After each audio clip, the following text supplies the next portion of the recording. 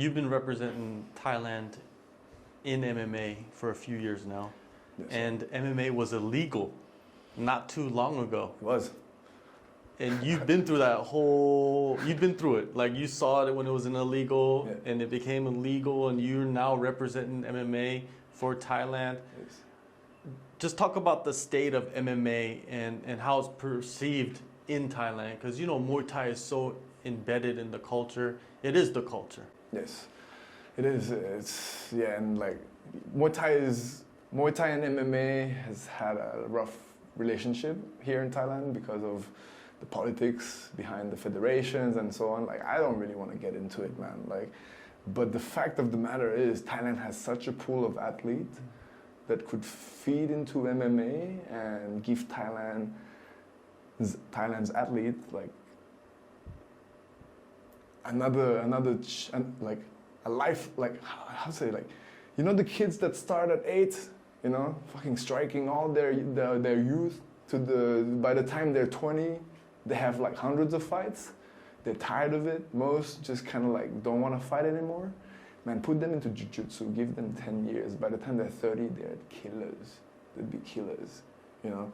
And Thailand has to realize that they have such a potential to build athletes that could go into high-level, world-class level MMA, you know. And I'm not the only one who sees this, you know. Many people do. Some people out here just forging new generations, pushing for it, battling this politics. And you know what? It's a matter of time before we see more and more Thai athletes in high-level MMA worldwide. I'm a believer, and I get the chance to be one of the pioneering like wave of athletes. You know, I'm not the first. There's a few who's already done really good. One Shannon, you know, in ONE FC.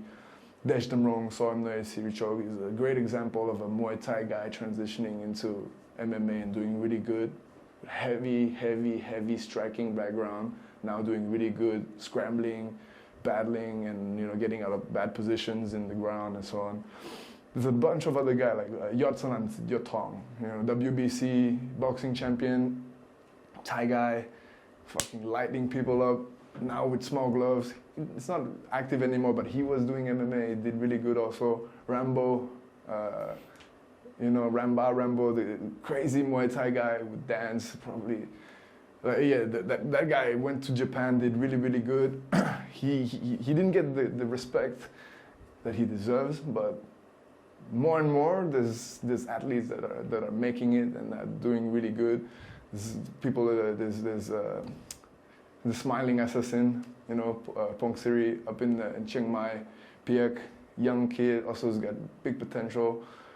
TopNoi, man, TopNoi, I'm not gonna say anything. You know who I'm talking about. TopNoi is a man, super cocky, super fierce, very gangster in the way he moves and he fights. He's got a big potential. He might be in the UFC soon. Loma, the first lady, the first Thai national in the UFC.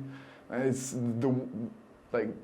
this is the start of like this movement of like Thai people going to MMA. I'm honored to be part of this. You know, there's so many skilled people that should be doing more, that are, you know, like not getting the credits that they deserve. But you know what? Just keep working in the dark, and eventually, you know, we'll get through this. You know, it's get a mind through this, get a soldier through it, and man, it's the. I think the Thai MMA scene is just about to make its statement, you know, and eventually the Thai flag will fly high and will be respected in the MMA scene. That's my opinion. Yeah. The use of traditional Muay Thai in MMA. The use of traditional Muay Thai in MMA. Fuck, man. Elbows, knees, they're great tools in like counter wrestling. You know, watch TopNoi. He's a great example of like high level striking, Muay Thai being like ultra efficient in high level MMA. You know, and it's you know, strong clinching game, good counter wrestling, and just close quarter weapons, they're ruthless. Ruthless, very, very efficient, and can stop a fight just like that.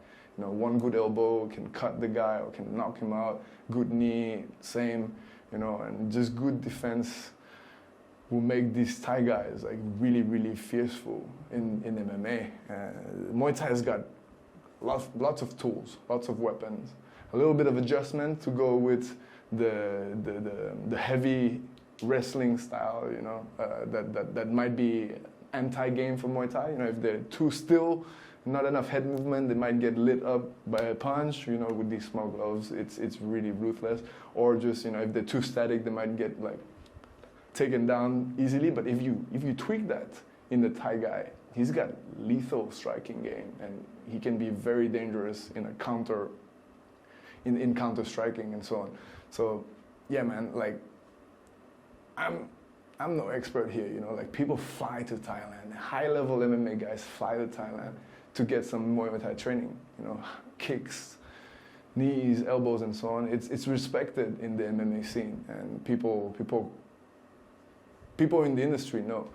And it's just about like picking the right tools and using them appropriately, and it's undeniably a martial art that has integrated itself in the MMA community. And yeah, I think it's a matter of there's no question about it that Muay Thai has definitely earned its place in MMA.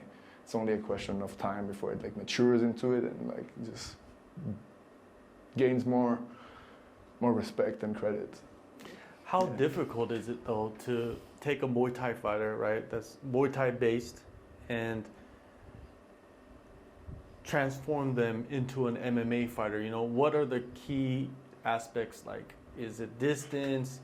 Is it, the stance? Is it, in Muay Thai, a lot of times the fighter is very upright, and you can see it in MMA, and you're like, oh, why are they so upright? They should be more down, for MMA, right? But you don't. Some fighters do it, some fighters don't. How do you transform somebody into, from your experience, watching coaches, watching fighters, and them transforming into better fighters, better MMA fighters? What's the keys, do you think? Man, there's a lot of elements to it. I myself am still like in the trenches, figuring it out, trying to understand how. But there's different elements to it. The ones that I can see and that have been pointed out, like some bad habits that I carry is, like you mentioned, like being too static, not moving my head enough, being too upright. That's no good, being too static will get you lit up with those small gloves. Being too upright will get taken down too easy. Distance control, Muay Thai. Muay Thai fighters tend to just stay at striking range and just exchanging. So like engaging and disengaging, moving around, having a lower base, moving the head better. All these little things are important for the transition. And to do so, it depends on the coaches, it depends on the individual, it depends on the coachability of the athletes and so on. So it's a different equation every time, although there's a certain formula that you can base and structure the training around. So head movement, from boxing, pure boxing, head movement, head movement and footwork, super crucial. Very, very respected, very, very efficient. Definitely one of the main elements. Wrestling, another one. Teaching a very good guy how to wrestle, how to counter wrestle, how to defend wrestling is another very, very crucial point.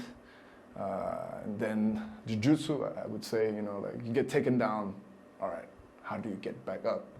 How do you defend a guy that's like manhandling you? How do you scramble out of that? It's another very crucial element. And then distance control.